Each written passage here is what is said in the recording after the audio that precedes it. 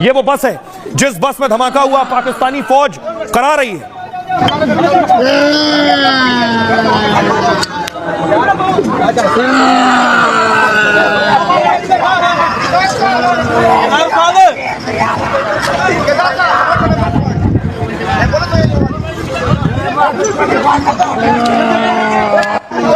ये जो आप बस का काफिला देख रहे हैं, एक बस में अचानक अटैक होता है, आत्मघाती हमला।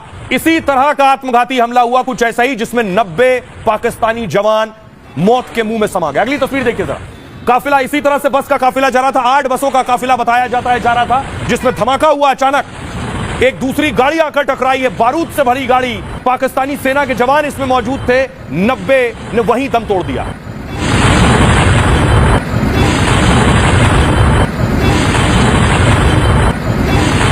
बलूच लड़ा के पाकिस्तानी फौज को, उनके जवानों को चुन चुन कर मार रहे हैं, चुन चुन कर उनसे बदला ले रहे हैं। हालत यह है। एक और तस्वीर मैं आपको दिखाऊं, अभी की जो तस्वीर आई धमाके की, वो ये तस्वीर मैं आपको दिखा रहा हूं। ये देख रहे हैं, ये जो बस में धमाका हुआ है, ब्लास्ट हुआ, ये जो बस आप देख रहे हैं, 8 बसें जा रही थी, भीषण धमाका हुआ है।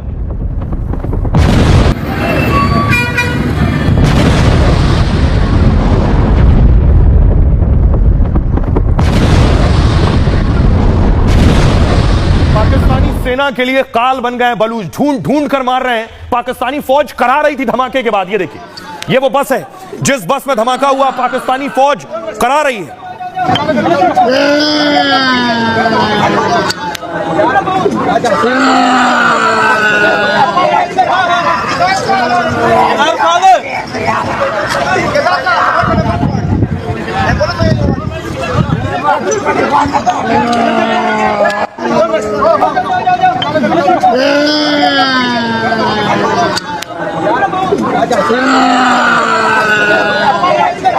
ये आप देख रहे हैं, बस का हाल देखिए, बस के परखच्चे उड़ गए, पूरी बस उजड़ गई है। इस बस में यह आत्मघाती धमाका हुआ है, इसमें पाकिस्तानी फौज बॉय बैठी हुई थी, 90 की मौत हुई है, दावा है बीएलए का। जरा बस का हाल देखिए, बस का हश्र देखिए जरा, पूरी बस पूरी तरह से नेस्तनाबूद और तबाह हो गई है इस धमाके के बाद।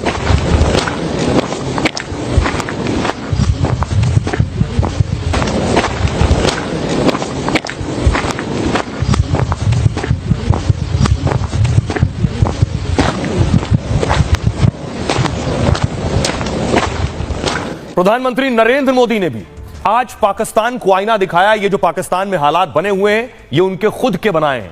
सुनिए जरा, पीएम मोदी ने आज पाकिस्तान को कैसे करारा जवाब दिया।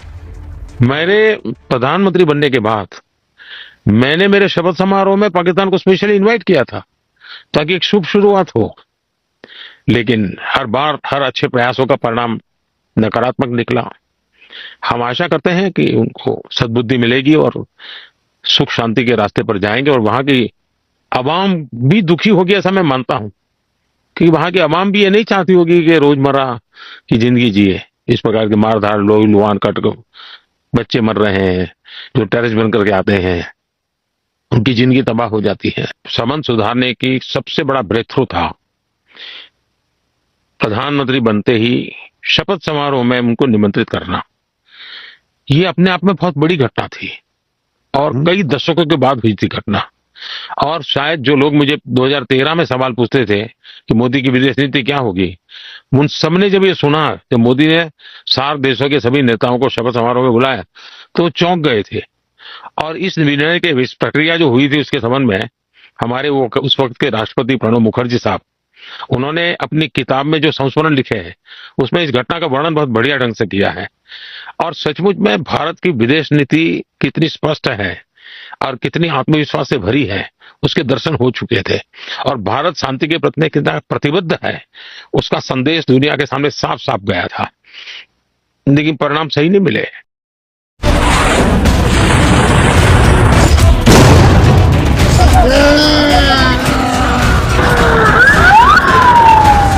प्रॉक्सी वॉर चल रहा है, लोगों को मारो काटो, टेररिस्टों को एक्सपोर्ट करने का काम चल रहा है। दुनिया में कहीं पर भी टेररिस्ट की घटना घटती है तो कहीं न कहीं सूत्र पाकिस्तान जाकर के अटकते हैं। पीएम मोदी ने पाकिस्तान की तरफ दोस्ती का हाथ बढ़ाया था। पाकिस्तान के पास मौका था अपने हालात बदलने का, लेकिन पाक को आतंक ही पसंद था, तो उसका जहर आज खुद पाकिस्तान को मौत की नींद सुला रहा है।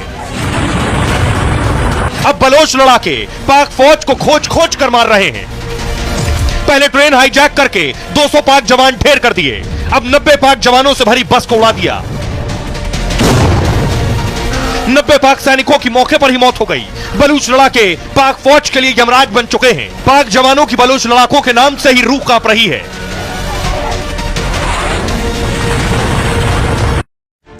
इस हमले के बाद सोचिए वहां क्या हालात थे, क्या मंजर रहा होगा जब 90 जवान ढेर हो चुके थे। फौरन एम्बुलेंस भेजी गई, फौरन एक के बाद एक ताबड़तोड़ दर्जनों एम्बुलेंस उस जगह रवाना की गई।